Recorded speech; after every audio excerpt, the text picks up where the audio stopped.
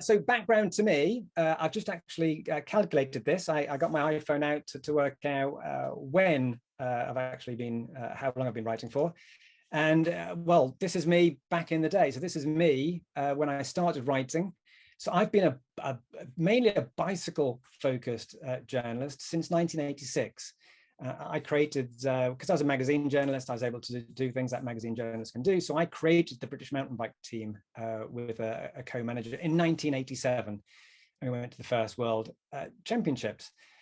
So 35 years is an awfully long time to be doing anything, but it's been fantastic. And I have seen an absolute ground shift in cycling and in sustainable mobility of all sorts in those 35 years. It was a tiny sector back in 1986, and I was probably one of only 3 or 4 specialist journalists back then. Now there's hundreds of specialist bicycle journalists, which is fantastic to see.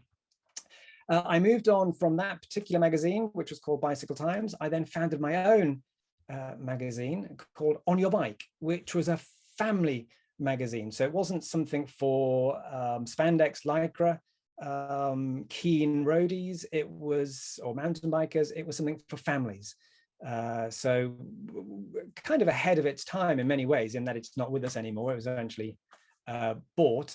But that is where the market has obviously gone. It's gone to being more of a mainstream activity, which is fantastic. At the same time as I had On Your Bike, I also created Bicycle Business, and that was in 1999. That's issue 1, and right from the first issue, I had a website, and that is still going today, and that is bikebiz.com, which is one of the main industry websites for getting daily news on the global bicycle industry, which is going through a bicycle boom right now, which is a nice segue to this book, which I wrote about 3 years ago, in which I was talking about how, even though we thought there was a bike boom, there wasn't really a bike boom. So it's absolutely fantastic that now there is a bike boom, a genuine bike boom. And if you go on my articles on places like Forbes, because that's who I write for Forbes.com, you will see articles. The one that's out there at the moment is Specialized. The VP of Specialized is complaining that Asian factories are going to have to massively expand because we've got such a boom in bicycling at the moment. So that's fantastic to see that we are now getting mainstream acceptance of cycling. But the reason I'm in black and white, and I'll come into that in a second, but I'm in black and white, my photograph or my video there, because my talk today is actually going to be on history. So I just thought I'd put myself in black and white. So I'm kind of like in the mood, as it were. But I also write for The Guardian. If you want to see where my stuff is, so The Guardian, even the Daily Mail, which is a British tabloid, I write for, and then American magazines, as not just Forbes, but other magazines too. But tonight's talk is roughly going to be based on a tiny fraction of this particular book, which was from 2016. And this was Roads Were Not Built for Cars. It's a pretty thick academic-ish book in that it's packed full of details and facts. And when I started it, it was going to be about the Good Roads movement, which I will get onto in a moment, which I'm sure many of you will know, where bicyclists were the first to bring back the use of roads after the railways basically got rid of it.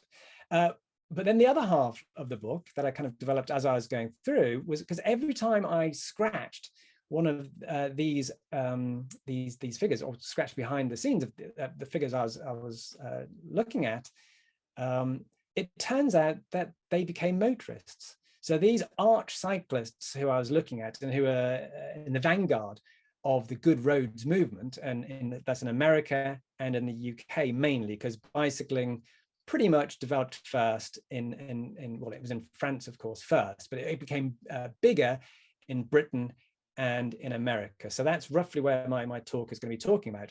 There were certainly Good Roads type movements in EU countries. So there was somebody on Twitter before sent me a PhD document on Belgium. I know in the Netherlands and certainly in Germany, there are very many movements, very similar to the one that we're talking about here. So roads were not built for cars. The strapline to that were how cyclists were the first to push for good roads, and then critically, and this is the lecture really, is and became the pioneers of motoring, because bicycling and motoring now are seen as two separate worlds. Seem to be never the twain shall meet. Yeah, you know, almost enemies. You know, the war on motoring type trope. And what I show in this book, and what I'll hopefully show in this lecture, is that the worlds of motoring and cycling, and even the technologies, bicycles and motor cars, are not separate at all. They are absolutely joined at the hip.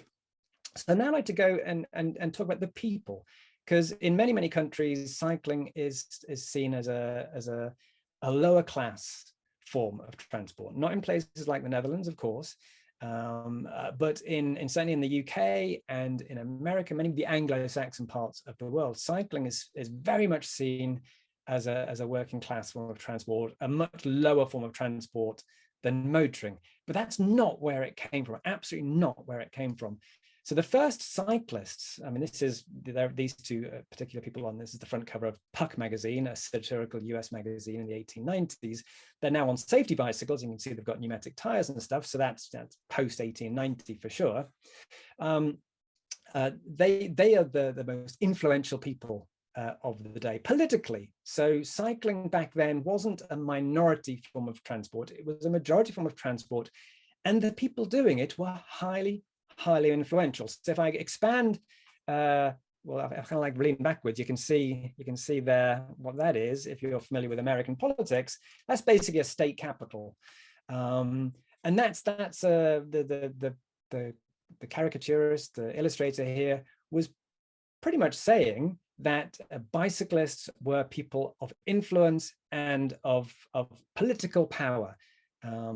More so in America than in Britain, but in many places, bicyclists back in the day were powerful, influential, rich people. And if I now go to the bottom of that particular cover, it's talking about bicyclists, and it is like a spoof. So it is taking the Mickey. Is that an English idiom? Am I okay there? So they're talking about cyclists being the biggest people on the road, and that's kind of an insult in many ways.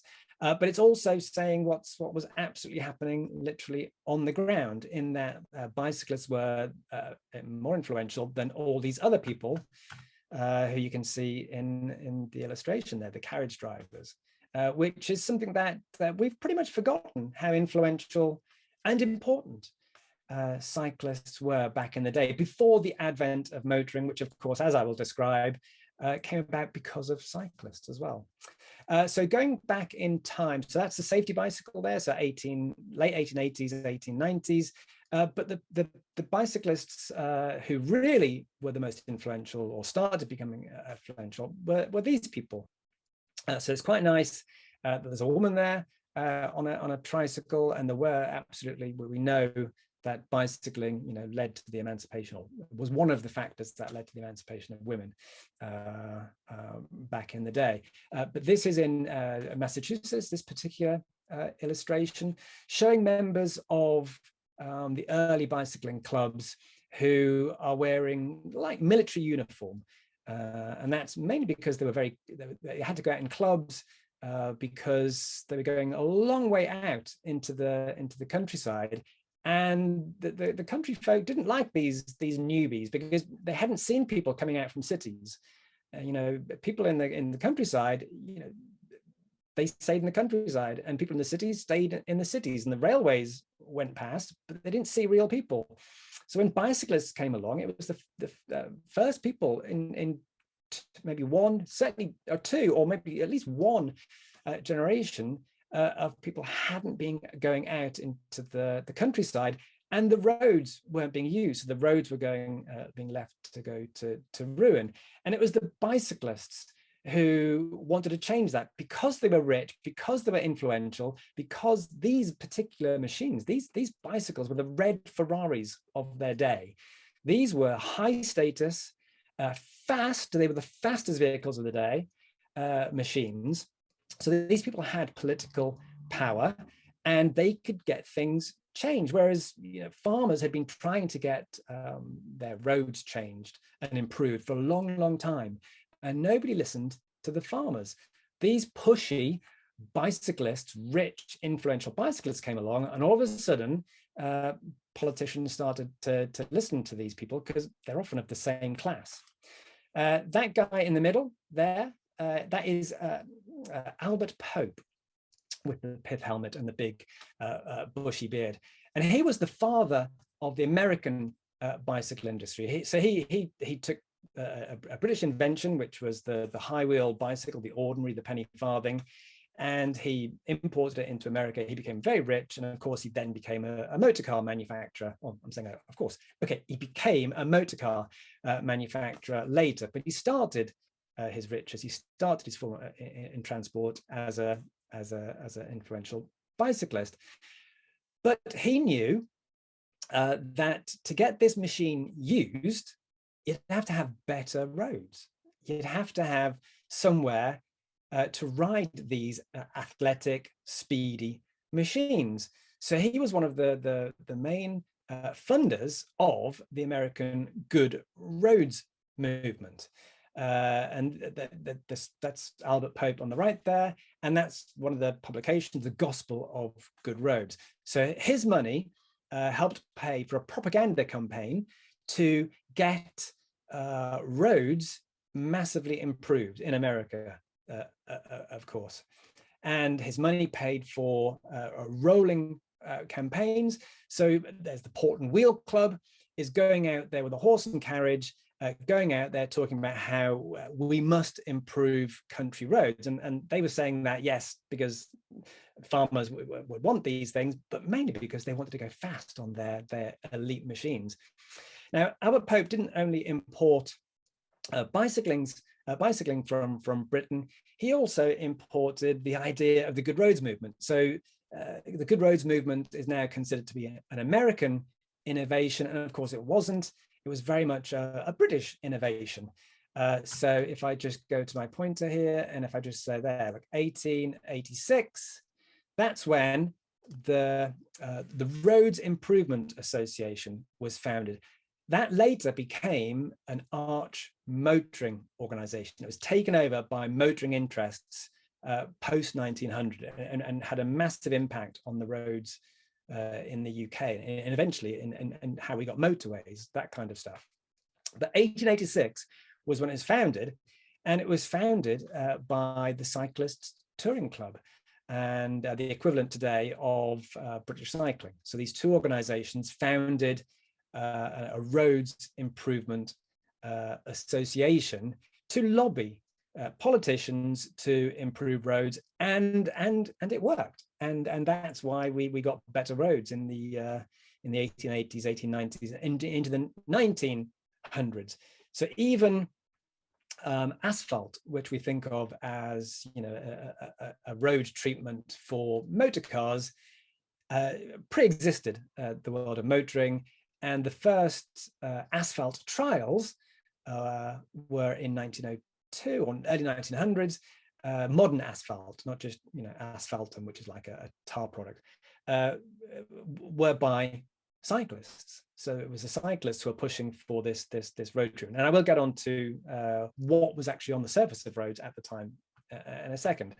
But the two organizations involved in improving roads, the main organizations in the US and in the UK, was CTC, so it's the Cyclist Touring Club in the UK, and the LAW, the League of American Wheelmen in the US. And that's now, it's still, but both organizations still exist. CTC is now Cycling UK, and LAW is now the League of American Bicyclists, to get rid of that particular sexist thing. So wheelmen, the 1880s, 1890s word for a bicycle in both America and in Britain, but mainly America, was a wheel.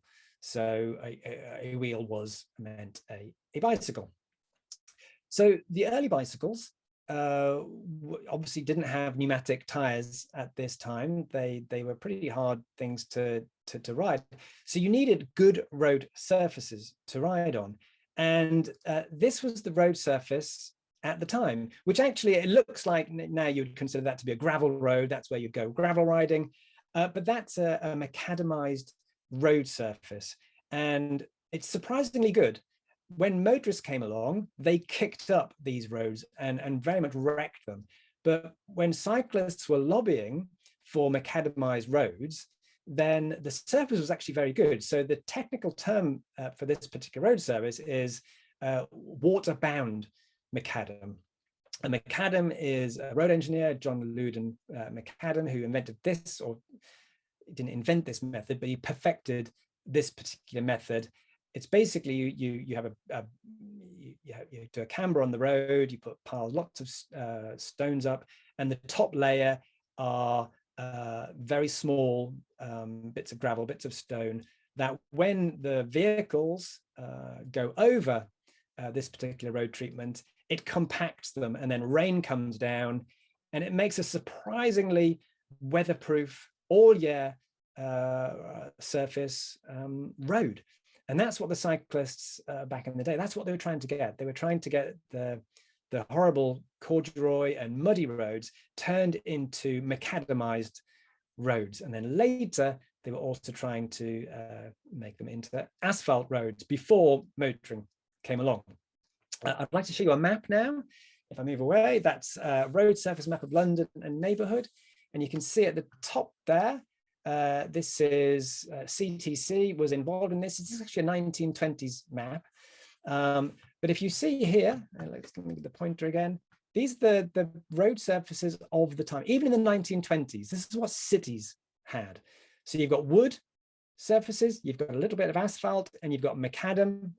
Don't forget, macadam is not tarmac. It's not asphalt. Macadam are those small stones. And then you've got sets, stones, cobbles. Cyclists did not like sets, and we don't like them now, and we didn't like them back then. Cyclists wanted macadam or asphalt, or at a push, wood. So here is this map, 1920s, I remember. But this is roughly what was also on the streets of London in the 1890s. So that's the map as a whole, and even from that kind of scale, you can see the roads here. They are macadam roads. So basically the countryside roads were macadamized by this time. So cyclists had got the roads to be improved.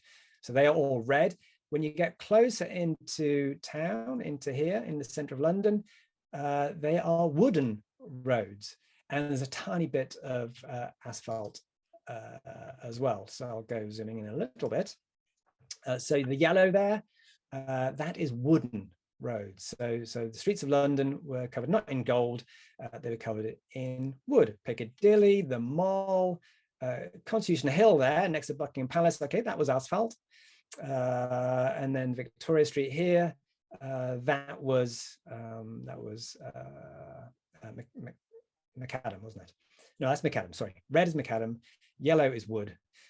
So it's mainly wood, as you can see from there. And there is wood, they're the wooden blocks, and they were actually imported from Australia.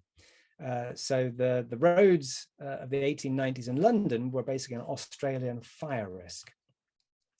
Going back to America, which also had wooden roads in many of its cities, the wheelmen were very influential, as I said, and they were even getting people like the American President Benjamin Harrison, to say things like, if wheelmen, if cyclists, secure us the good roads for which they are so zealously working, your body deserves a medal in recognition of its philanthropy. Well, I can tell you, cyclists have never got that medal. We've never got that recognition that it wasn't motorists who created good roads or were the first to push for good roads. It was cyclists. We just haven't got that medal. maybe President Biden and his new Secretary of State for Transportation will get around to getting us that medal. So the earliest people, named people who were very, very influential in changing the American and the British system of roads were these two chaps. So Horatio Earl in America, Massachusetts, and William Reese Jeffreys in the UK. Both were not just ardent bicyclists, they were basically committee members, leaders of their respective clubs. So the League of American Wheelmen for Horatio in America, and William Reese Jeffreys, CTC, Cyclist Touring Club in the UK. William Reese Jeffreys is basically considered the founder of motorways. He was the first person to be pushing for motorways when he became a motorist. And an awful lot of the much better road system that we have in the UK was down to him. But he was a member of, or a committee member, a leading official of the Cyclist Touring Club. And before he morphed into a motorist, he was the secretary of the Roads Improvement Association. So he was one of the reasons why motoring interests eventually took over that organization, because him as a cyclist with the Cyclist Touring Club morphed into a motorist, and then the organization switched across. Horatio Earl is generally considered by most American historians of roads and most departments of transportation, for instance, to be the father of American roads. That's like his moniker, like the father of good roads in America. Again, he was a leading member of the cycling organization. So he was a leading member of the League of American Wheelmen. And he then, again, like William Reese Jeffreys, he morphed into a motorist, but he very much started his lobbying life as a bicyclist. He cut his teeth in influencing getting better roads as a cyclist. Now, very quickly, when motoring became the dominant form of transport, history was rewritten. You forget about these bicyclists. Even the bicyclists forgot about these bicyclists.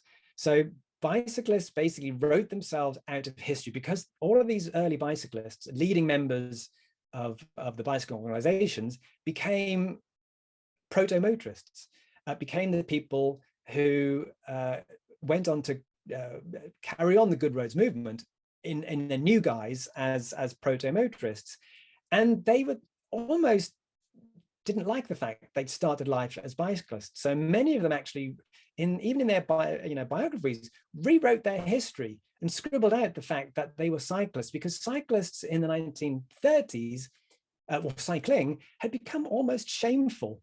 So cycling, the reason why maybe a lot of this history I'm talking about today is perhaps new to many people, is because history was rewritten. And cycling was rewritten, was scrubbed out of the history books. And it started quite early. So here's 1927. Here's the Ford Motor Company saying the Model T Ford started the movement for good roads. I mean, that is an absolute, it's fake news. It's a lie. It is just not true. You know, it's absolutely, it was the bicyclists that started the movement for good roads. But that concept of it was motoring that made roads good. Started to take off in the 1920s as cycling became a shameful thing to do, and it's just never come back. So we've always assumed that roads were improved for motorists, and it's just not the case. Horatio Earl was absolutely incensed by this kind of thing. So 2 years after Ford was talking about that, one of his quotes in one of his books was, "I often hear nowadays the automobile instigated good roads, that the automobile is the parent of good roads. Well, the truth is," Horatio said, "the bicycle is the father of the good roads movement in this country." So the originators got it right. The originators knew it was the bicycle. Very early historians also got it right in the 1910s, 1915s. After the First World War, cycling was written out of history totally. And cycling's contribution to the technology of motor cars was similarly written out of history very, very early on. So this guy is Carl Benz. And Carl Benz, obviously famous as being the first motorist, the first person to get a car on the road. Of course, there was Daimler before him, but he's generally considered that motor car to be the first real motor car. But I'd just like you to see the technologies that he's using. So look to see what he's using on the Benz patent Motorwagen, his first motor car.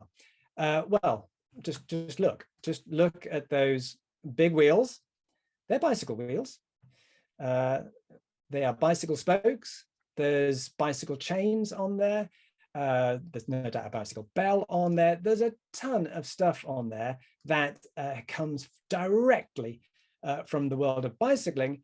And I know that because I know where the first parts for that bicycle were bought. They weren't bought by Benz himself. He got his agents to buy them, but his agents went here to buy the parts for that the world's first motor car were bought from here, which is the world of bicycle, or the house of bicycles, sorry, the house of bicycles in Frankfurt. And this was 9 stories high. It was modeled on the Pope, very, very similar bicycle shop that Albert Pope had in America.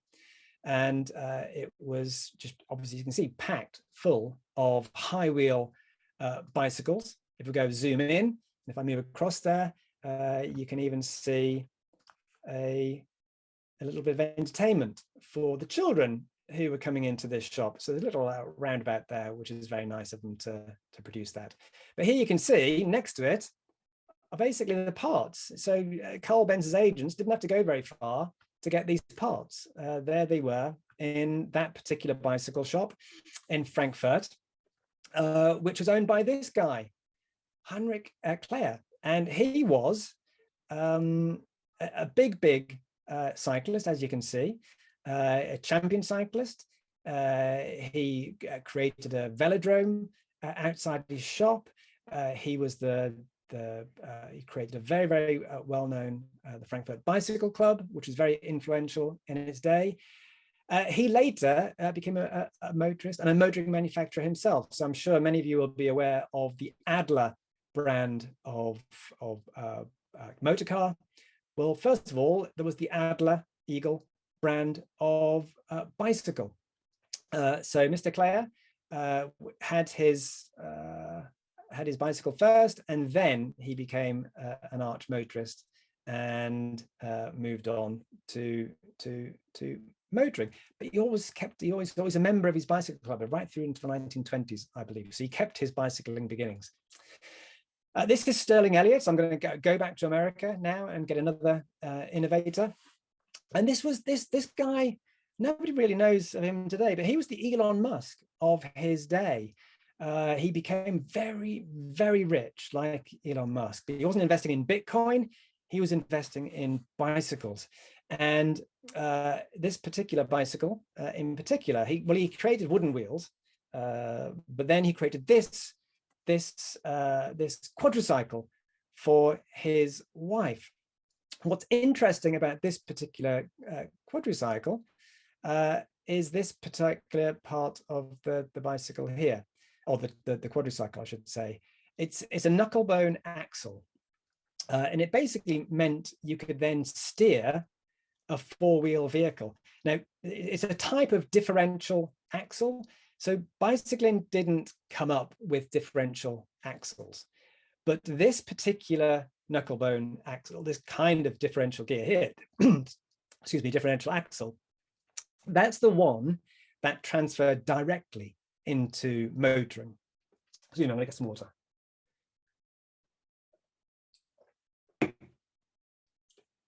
That's the one that went directly into motoring. So the reason he became very rich is because he patented that particular bit of technology. And a lot of the early motor car manufacturers used that technology for their motor cars. and he got a lot of money. You can also blame Sterling Elliott for junk mail, because he invented lots of things. And the other thing, one of the other things he invented was a mailing machine. So that mailing machine would address envelopes and send them out in mass mailings. And he did that for the League of American Wheelmen, because he was the president of the League of American Wheelmen. And he took over the organization, and he took over the membership, and he would send out copies of the League's Good Roads magazine and the League's members magazine, both of which were actually the cosmopolitan of their day. They're like the biggest magazines, the biggest mass circulation magazines of the day. Some of them were these bicycling magazines, and he would send them out with his invention. But this invention, or this innovation that made him rich, this particular knucklebone axle, is just one of many forms or parts of the bicycle, or I should say cycle, really, not bicycle, just the cycle, which transferred into motoring. And other forms of technology that came across, amazingly, were aluminium. So aluminium was first used on the first form of transport to use aluminium was the bicycle. Differential steering, as we've just seen, was a direct take across, and the UK had a version of the guy who invented the high wheel bicycle also had a form of differential steering, which came across and went directly into motoring. Chains came across into motoring from cycling. A lot of these technologies already existed. So there were chains, there were ball bearings, there were steel tubing, there was differential steering. There wasn't aluminium and there wasn't pneumatic tires, but there were other forms of these innovations. But bicycling perfected them, because it was a mass form of transport, mass form of technology, and it was the most technologically advanced form of transport at the time. It really was the white heat of technology. So like the US Patent Office, there was two US patent offices. There was one for all the bicycle innovations in the 1890s, and there was another one about the same size. It was that big. Bicycling was huge in technologies. And when I see technologies today like suspension forks and stuff, I like to say, well, yeah, that's we first saw them in the 90s, the 1890s. So an awful lot of technology that bicyclists and the world of bicycling innovated went into motoring, especially pneumatic tires. So pneumatic tires were absolutely 100% developed only for bicycles. And Dunlop was the one who reinvented it. There was a slightly earlier version of a pneumatic tire, but he was the one who brought it back into Ford, used it, perfected it, and brought it into everyday use. And that transformed cycling. And later on, after about 10 years, it absolutely transformed motoring. So pneumatic tires made bicycling faster, and it made motoring faster. You absolutely wouldn't have cycling as we know it and motoring as we know it without that particular innovation of pneumatic tires. But it wasn't just the technologies, it wasn't just the people from bicycling transferred into motoring. It wasn't even just the money. An awful lot of money went from the world of cycling into the early world of motoring. It was also the companies themselves. So the first safety bicycle by a guy called John Kemp Starley, his particular brand of bicycle was the Rover.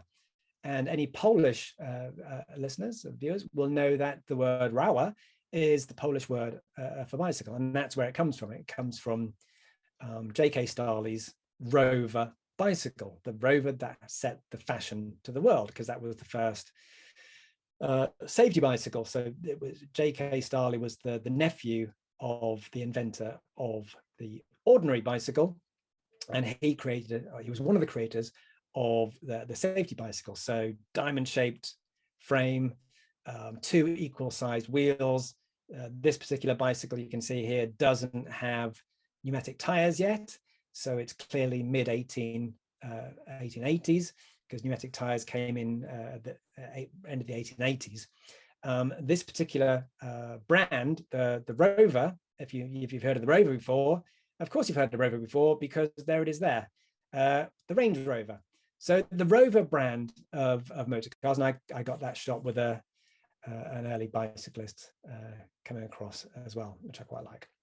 So an awful lot of motor car brands started life as bicycle brands. So Rover is absolutely one of the key ones. There's also this one, this guy here at the front here, this chap.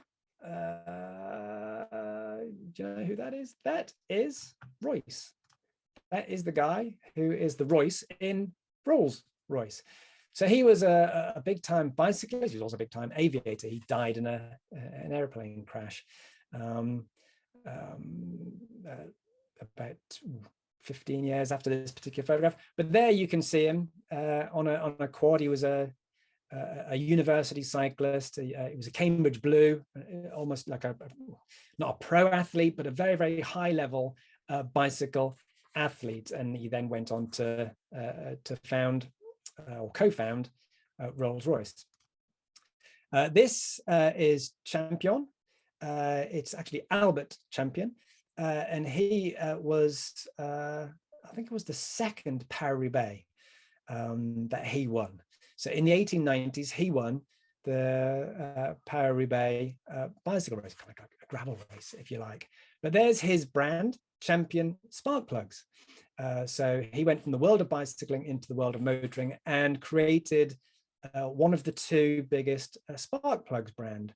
And the second biggest spark plug brand is AC Delco, which is still a spark plug brand today.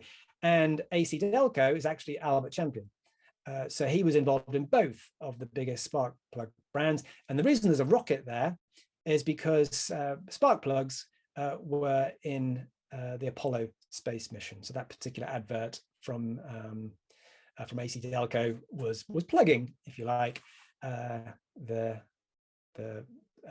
particular technology in space transport. Space transport obviously came from the world of aviation. The world of aviation came from the world of bicycling. So I'm not going to go into a huge amount of depth here, but Orville and Wilbur Wright, they weren't, it's often said they were bicycle mechanics, as though that's a lowly occupation. They weren't bicycle mechanics. They owned a very luxurious, high-end bicycle shop selling very, very boutique style bicycles of the day. An awful lot of the technologies they used on that first, the Wright Flyer, used bicycle technologies. The wing warping, which is one of the key innovations, was meant to be from when one of the Wright brothers was twisting an inner tube box and worked out that, oh, I could warp a wing this way and we could turn in flight. That particular airplane used a bit of aluminium. That came from their mechanic, who was a bicycle mechanic, and he used aluminium on that particular airplane from the world of bicycling. And there's bicycle chains on. There's all sorts of innovations from the world of bicycling there. But let's get back into the world of motoring. And here is, well, James Bond's favorite car.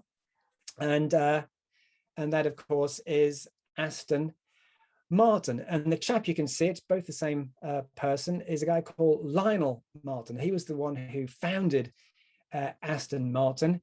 And he died in 1945, and he died on the machine that's in the middle. He was a big time tricyclist. So he actually, up until just a few years ago, he still held one of the long distance tricycle records. So he was a big time rider.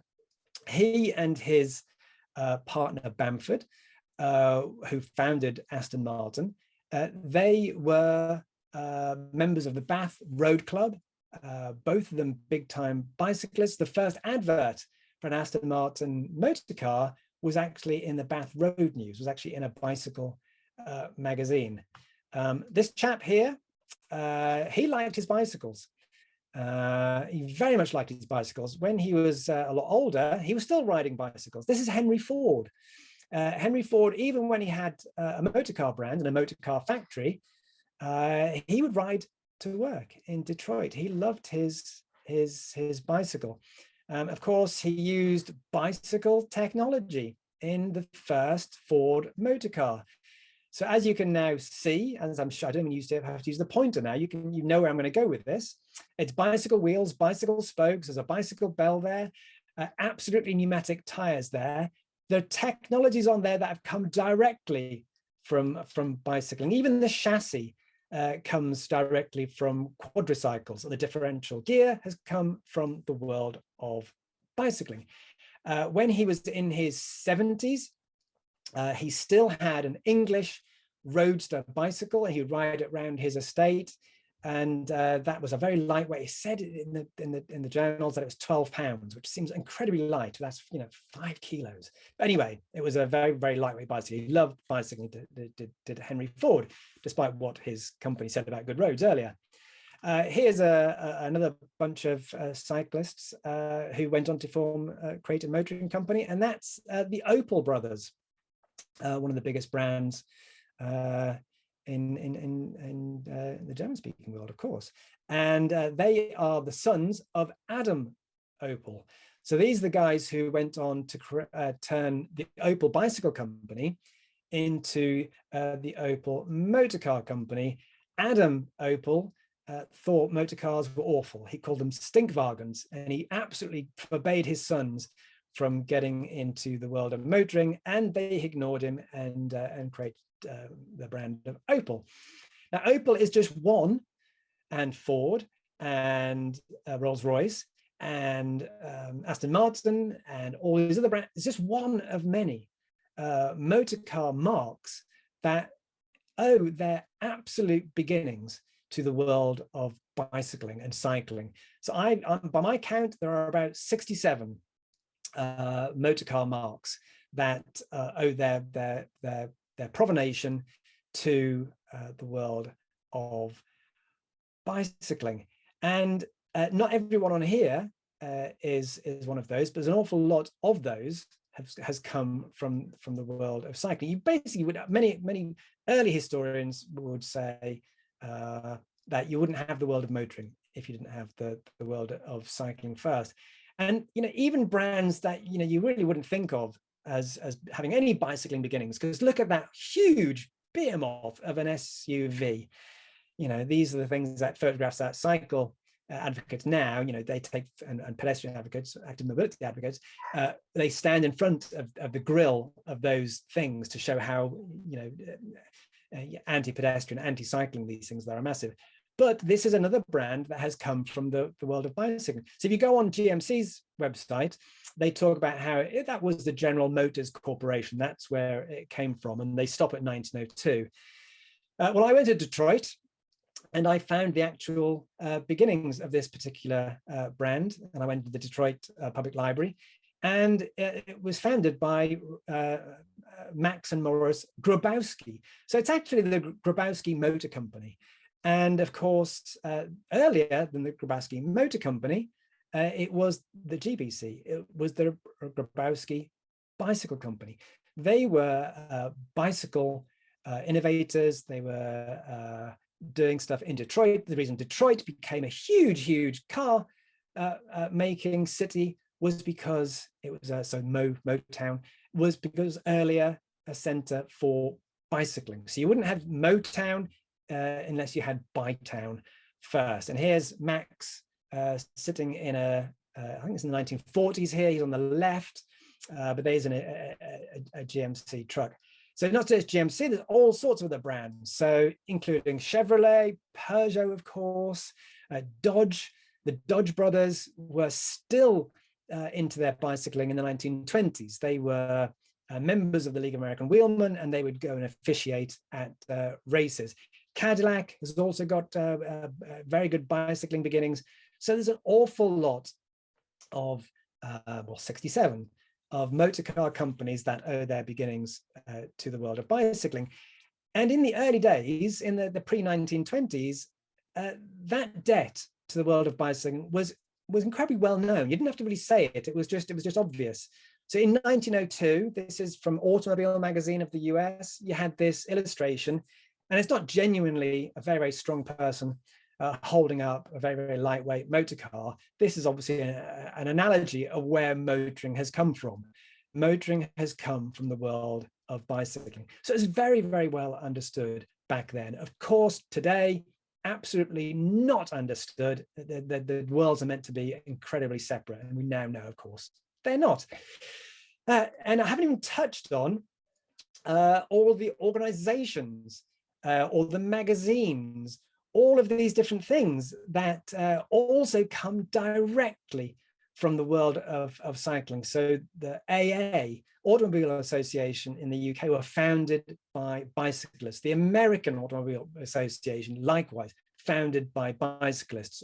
The Royal Automobile Club, founded by bicyclists. The American Road and Transportation Builders Association, founded by bicyclists. The Automobile Club of America, founded by bicyclists. Of France, by bicyclists. Every country you can go to, you can pretty much guarantee that the motoring club was probably founded by bicyclists. And even this one. So this is the Automobile Club of Monaco. So this is the club that stages the Monaco Grand Prix, of course. Eagle-eyed viewers will see this. There is a bicycle in the Automobile Club of Monaco's logo, even today, because it was founded by those elite, pushy bicyclists who created the world of motoring. And that has been my presentation. Thank you very much.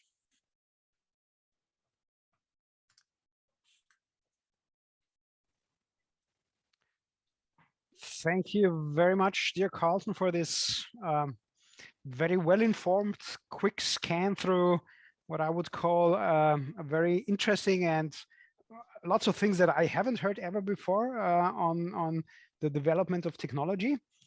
Thank you very much for this, I would call it small masterpiece, very, very informative.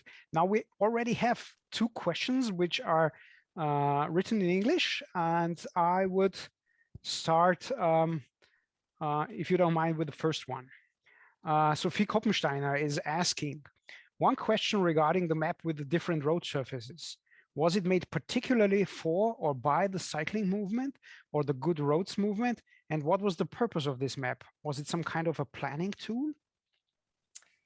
Yeah, it was a map just for the general public, but it was used as a planning tool as well. But it was something that anybody could buy at the time, and it was informed by the bicyclists. So even in the 1920s, if you wanted to get people out there to research roads, well, you would use the bicyclists. And what it was, this is like the latest iteration of it, the latest edition of it. So there were many previous editions.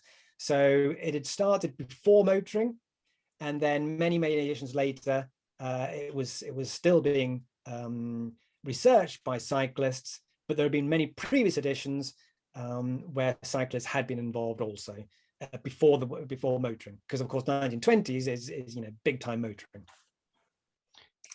May I answer that question regarding the map? I've seen, or my impression was from the map in the background, that the most important roads in these times were covered with wood. The mall was in yellow color. So when I'm thinking of basically wood as a cover for the ground, it must be quite high in maintenance because of whenever it gets wet, especially under British conditions.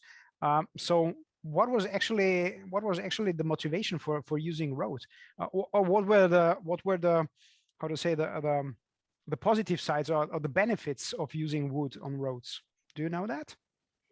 Yeah, so well, it was very expensive for a start. So these were on most high class roads to be the ones that were made from wood. In the before cycling came along, the wooden roads were made from a wood called deal, and that was important from Sweden, so Swedish deal, and that was an awful wood. It was you can imagine all of the bad things about wood. It would soak up horse urine and horse manure, and it would spray it back at people because it wasn't a very good wood. And then it was actually Australian engineers, road engineers, came across to Europe, and they sold Australian hardwoods, and they were called jarrah. So the wood that was eventually put down on the streets was jarrah, Jarrah, which is a eucalyptus hardwood, which was actually a fantastic surface. It was very, very good for horses. You know, they got traction on it. It was very good for street cleaners. They could, you know, get the streets could be kept very clean. It wasn't so good for bicyclists. So bicyclists didn't like the wooden streets because they were quite slippy. Excellent for horses, not so good for bicyclists. So bicyclists were behind the lobbying campaign to get rid of wood. Now, wooden streets were, you know, even into the 1950s, you still had wooden streets in many cities around the world. We've forgotten this, but they were there. And in some cities, they are literally 2 or 3 centimeters underneath the asphalt. You still have wood, and tends to be the Australian hardwoods because the Swedish deal just rotted. Whereas these Australian hardwoods are still under the streets. You could still use them today. They are surprisingly good road treatment. There was also a question about the streets from Stefan Thalner. We have heard about the massive efforts for better roads in the UK and USA. In the Netherlands and Belgium, set stones are still absolutely dominant as inner street road surfaces, especially for bicycle lanes. Do you know anything about similar movements on continental European or what's behind the tradition or history of set there? Yeah, well, sets, I've got to talk about just from the UK and the US example, I'm afraid. So I'm not so good on mainland Europe, but certainly in the UK and in the US, sets were the lower class. You know, today you often get sets put down, cobbles. You know, they're not actually cobbles; they're flat bits of granite. You often get them put down in heritage areas. So you'll find them in front of cathedrals and places that are meant to look historic. Whereas in fact, back in the day, this was a very low class form of road surface. So granite sets, even though there are many places now, you really ought to consider them to be a low class form of road surface treatment. And the other forms of treatment, the wood, even the macadam, were higher class. So the sets will be found in dockland areas and where poor people would live. You wouldn't find sets in rich streets. May I ask additionally, why is that? Was it due to the noise production, or for what other reasons were they considered as inferior to other coverings? They were very noisy, so you absolutely get lots of period complaints about the noise. So there are some road treatments outside hospitals, for instance, in the 1890s, where they would lay down rubber sheets just to make them quieter. Again, that was, cyclists didn't like that because they would fall off their bicycles on these rubber streets. So bicyclists were absolutely pushing for other forms of road treatment, away from wood, away from rubber, and very much away from sets. They really didn't like sets, as we don't, you know, cyclists today don't like sets very much. They are very, very rattly. We absolutely prefer the smoother the treatment you can give a cyclist, the better, of course. Okay, thank you. Then there's Elsa Lavinia asking, you often mention women on tricycles, etc. Were women allowed to actually ride bicycles, or was it some kind of unfashionable? No, they absolutely could ride bicycles and unchaperoned as well. So that's why when I mentioned about it was one of the factors that led to the emancipation of women, was it's a form of transport that you could get out there without a chaperone. You could get out into the countryside, and you could do things that as a woman were very constrictive. And then later, the forms of dress became, because cycling involves an awful lot of exertion. So these big voluminous dresses were very impractical. So women favored like the bloomers. So bloomers were used on bicycles, so like trousers in effect. So women would start wearing very practical clothing for bicycling, and that helped in their political campaign for emancipation, in that bicycling allowed them to get out there, basically, and in attire, in forms of clothing, which were very, very unusual for the time. And that set them out. And bicycling women were very much in the vanguard of politics and of social mores. And the dress that we're wearing made them absolutely stand out. And we tend to forget how radical this was for women to be doing this, but they certainly weren't not allowed to do it. It was just they were being in the avant-garde for doing it, and that pushed history forward. And there's a question from Maximilian Wittmann. If there are also bicycle lobbies in Australia or Japan for the good road quality. Many other countries had them, yes, yeah. But they all looked towards the two big ones. So they're all influenced by the British one and the American one. So you absolutely had other movements, and because back in those days, the people who were cycling were rich elites, and they had time to go abroad. So these people were traveling on the continent, traveling between Britain and America. Lots of Americans came to the continent, lots of Americans came to the UK. And these ideas among this elite circle of bourgeoisie and even higher bicyclists would then get out into the mainstream, because they're traveling around. And very few people at that time were traveling in the way that bicyclists were traveling. And all of these other organizations around the world would get visits from these top people from America and Britain. So they would travel the world, basically promoting good roads and bicycling. And then all these organizations were then founded, but most of them were founded, sprang from, for want of a better expression, the home countries.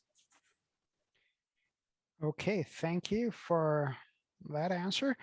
There is, I just would like to pinpoint or point out to our colleagues, there's a suggestion by Johannes Hintermeyer, who has given in the chat a link on a podcast episode on women conquering cycling. If you want to have a hear, there is the opportunity. And then Georg Joachim is asking, when did actually shift the design of cars, because today's cars don't look anything like bikes anymore. Could you know, or could you tell us when the kind of the own development or the independency from looking like a car took place, looking like a bike took place? Yeah, that's absolutely what when you look at a car today and you look at a bicycle, you just can't imagine there being any relation to them at all. If you looked at a quadricycle and a motor car, there's much more of an obvious relationship there. And it didn't take that much for the basic chassis of a quadricycle to get more things put on. So eventually you'd get more parts, basically, of a carriage. But the first name for a motor car that was used in like early 1900s was the horseless carriage. And the basic belief has been, well, the motor car obviously was an evolution of you basically just took a carriage and you put a motor in instead of a horse. And that's absolutely not the case. The world of bicycling made more of an impact on the first motor cars. In the later motor cars, they then started going to carriage builders, and then they started making them, heavier and with more things on them. So we get the motor car, exoskeleton, the shape of a motor car today. But underneath a motor car, if you strip it down and you just see the chassis and the wheels, and all the different forms of technology, well, that absolutely looks like a quadricycle. And then if you chop a quadricycle in half, well, there's your bicycle. Mm-hmm. So the technology that underpins the car definitely started in the world of bicycling, even though it totally doesn't look like it. Okay, thank you. There is not actually a question, but a remark, and from one of the listeners, and I would like to read that out, because maybe there's some some things that you can add or want to comment on. So some remarks about bicycle techniques. In the 1920s, the recumbent bicycle came up, and when it came out that they won the bicycle races, it was forbidden to use them in UCI races, which is still the case today. In our days, recumbent bikes are only a niche product, even if they have benefits like far better air resistance, comfortable seats, etc. They also exist as tricycles and velomobiles. Could you add some of your perspective on that? Yeah, and that is definitely a different branch of the evolutionary tree. So yes, it was they were banned in the 1930s by the UCI from racing. Yeah, as the correspondent said, that because they were quicker and they were beating people on standard bicycles. They're absolutely useful and good and fast, and yet have never got into the mainstream. Velomobiles haven't gone into the mainstream. If you look at Canyon, the bicycle manufacturer, they are actually going to be producing a type of velomobile in which looks like a mini SUV, and it's going to be electric powered, and it's going to be able to go onto bike paths. So that is potentially the future for recumbent style bicycles, is almost becoming like mini cars, and being able to go on bike paths. That might lead to a lot of friction, because clearly bicyclists and scooter riders who are now on urban mobility ways, bikeways, whatever you want to call them, will then have to get out of the way of these wider velomobiles. So it's potentially friction ahead if velomobiles did actually go mainstream. Okay.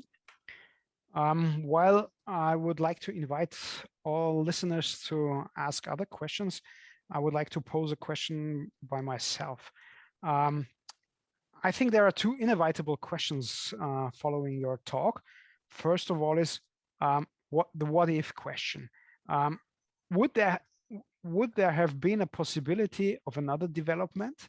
Would there have been, let's say, what if the cyclists were not so keen on improving roads? If, for example, the bicycle would not have been invented, would we have a car-oriented culture today as we have it today, or would the world look actually different?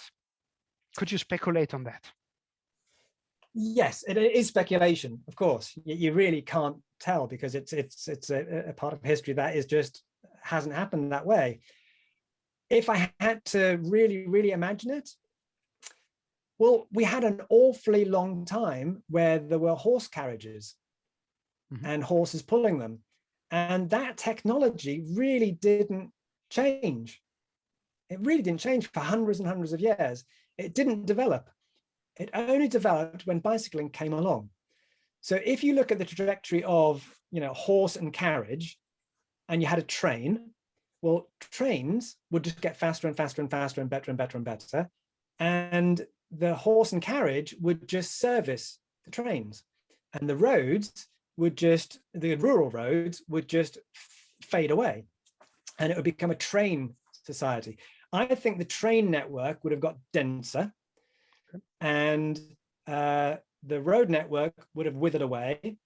And if it wasn't for the bicyclists bringing back roads and creating lightweight forms of technology, that motor cars depended on lightweight forms of technology, because horse carriages are incredibly heavy.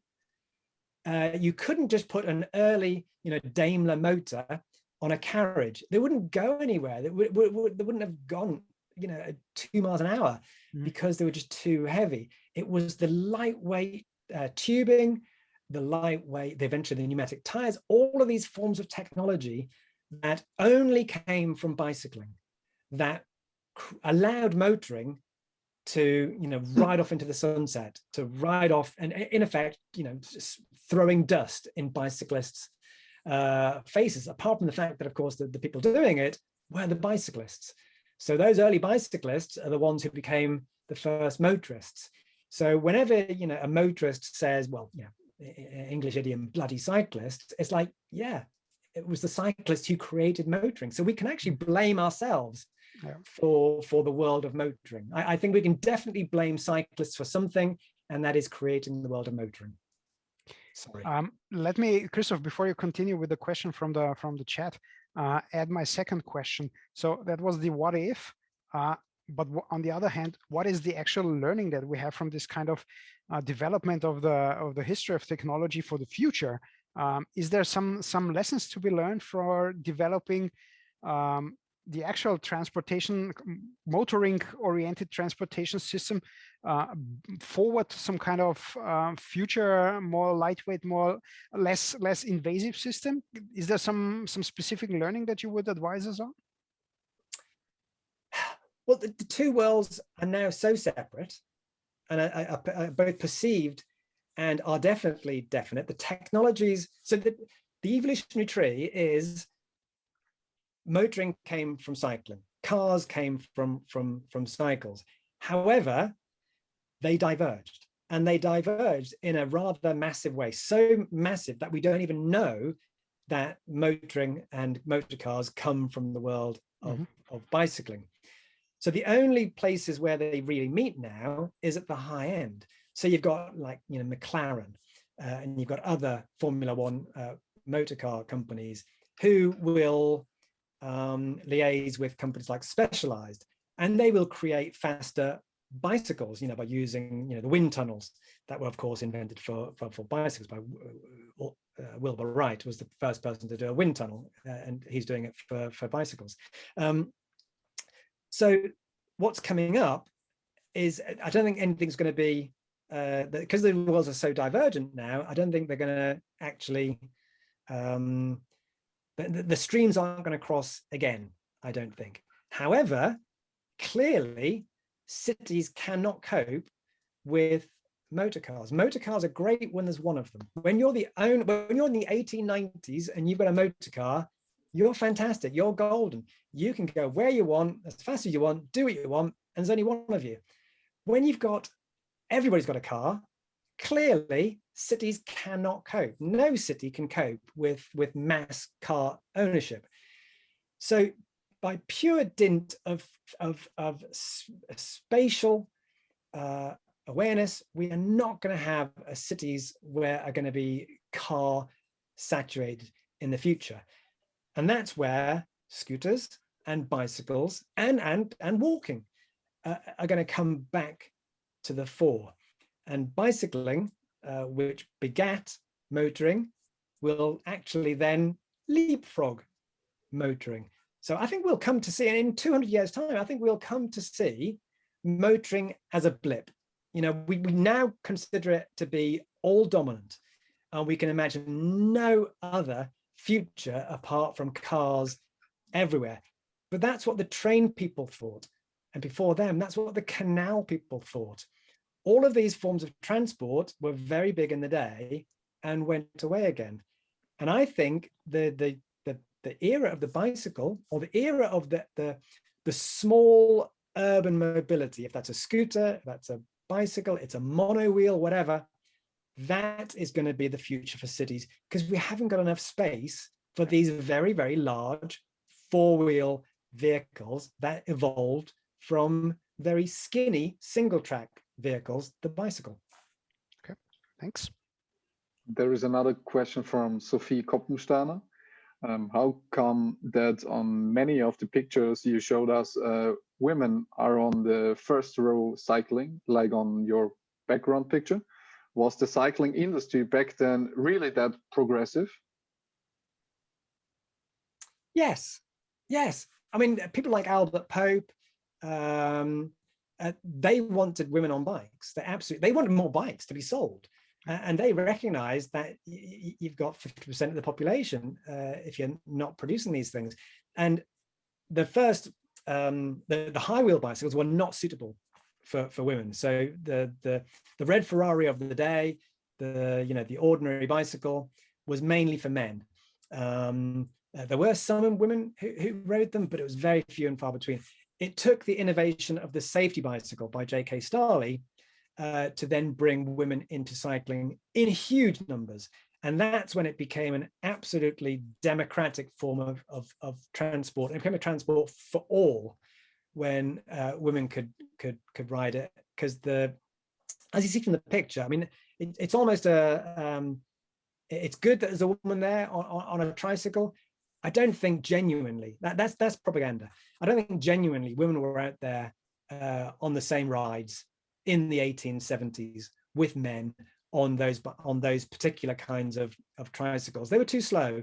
You know, the high wheel bicycles were incredibly fast. They would have gone 3-4 times faster than the woman there on her tricycle. So don't think of that picture as reality. That's more propaganda of, wouldn't it be nice if the life was like this? I don't think genuinely women were riding with men in the way that picture seems to portray. Okay, thank you. Another question from Wolf is coming. You mentioned the bicycle being an elite project for the few. Any thoughts on its evolution into a car for the many, which is a working class vehicle right now? Well, one of the big things, of course, is going to be electric cars and smaller electric cars, cheaper electric cars. So that's one of the big threats. You know, these very cheap Chinese, 2,000, 3,000 euro e-cars. And that's going to bring the world of motoring to many, many more people if we allow it. So city jurisdictions, national jurisdictions really ought to be getting on top of this and working out, well, we're going to have to zone cities. We're going to have to make sure that cities are not overrun by these potentially new forms of four-wheel transport. And we have got to, in effect, go for the most efficient mode of transport, and that is the bicycle. It doesn't have to be a traditional bicycle, it can be an electric bicycle.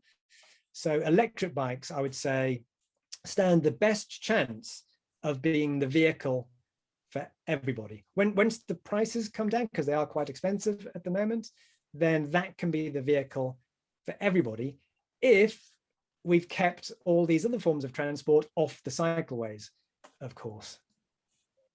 Yeah, and the question is quite good for this one. Are the cars then the e-bikes of the past? And where is the development going in the future direction to e-bikes? Yes. Yeah, most bike, because I was the editor for a long time for the trade magazine, I've had lots of conversations with the owners of bicycle companies, like the Specialized, the Treks, these kind of people.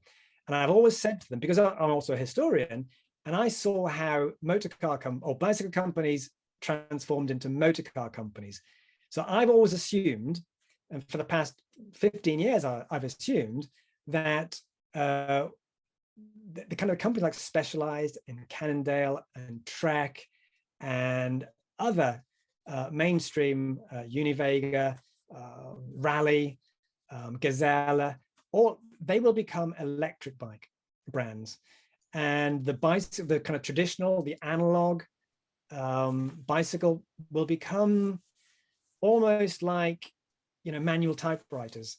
We will still have them, but the trajectory we are going in is e-bikes.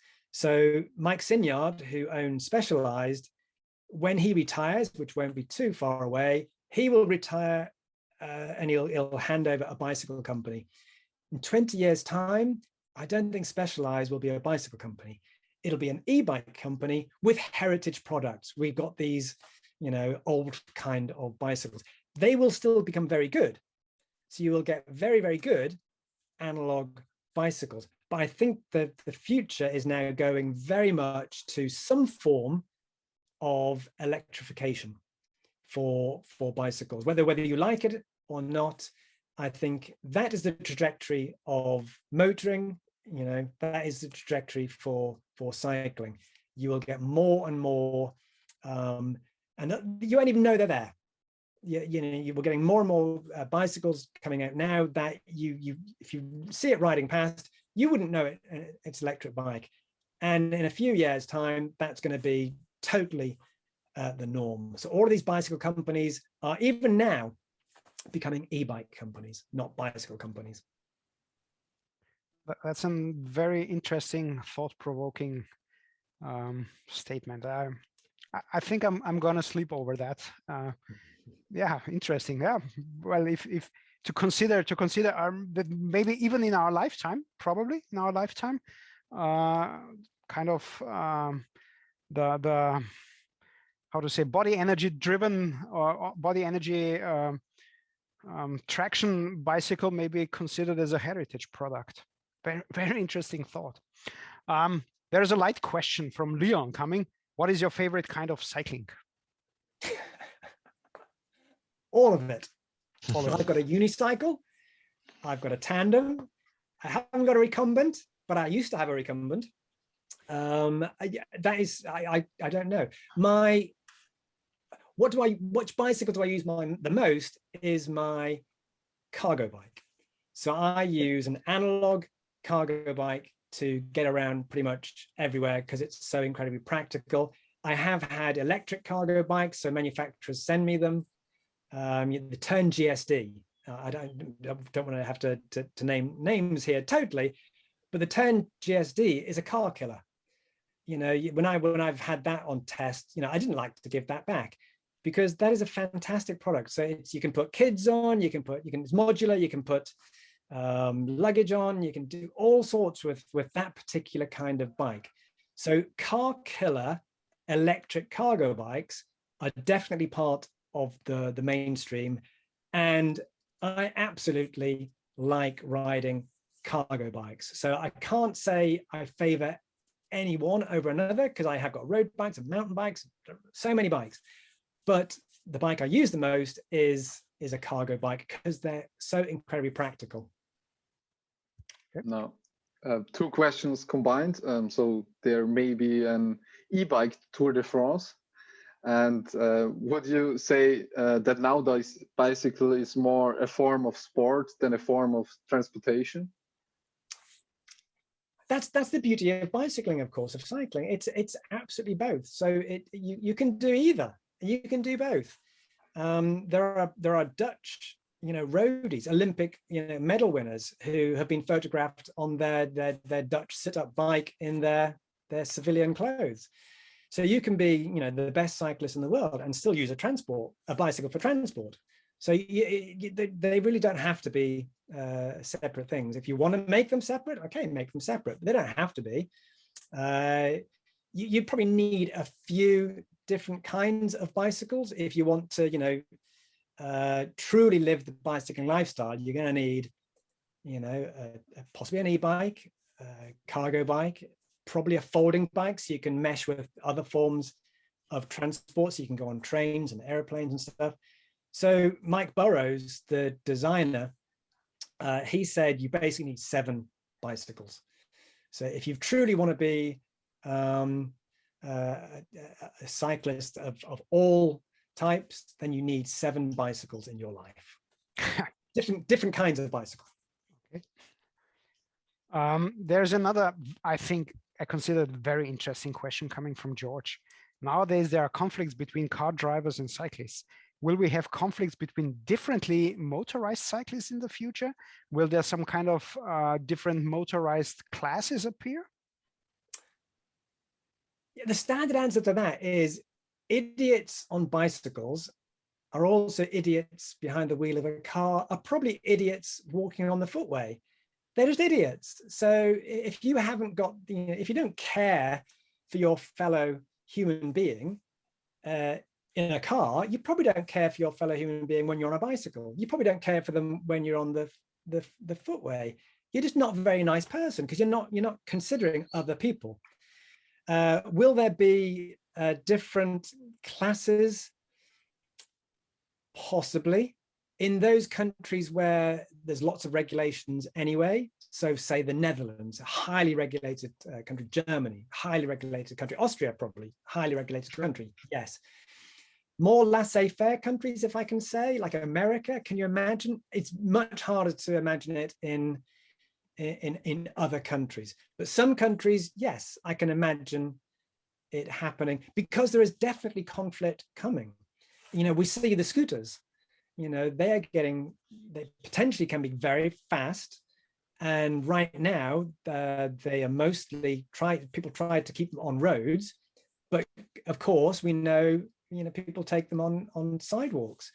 And that conflict is awful for pedestrians. So the potential for, you know, banning of all forms of wheeled transport near pedestrians is also a potential. So, you know, I tend to think of it as a rosy future for bicycling, of course, but it could also be a terrible future if an awful lot of idiots actually make it terrible for the rest of us. But an awful lot of idiots are behind the wheels of cars right now, and they seem to get away with it. So that's kind of the, you know, scooter riders tend to get thought of as terrible. And yet when they're behind the wheel of a car, they're not terrible. So we do look at the newest form of transport as the form of transport to be regulated the most.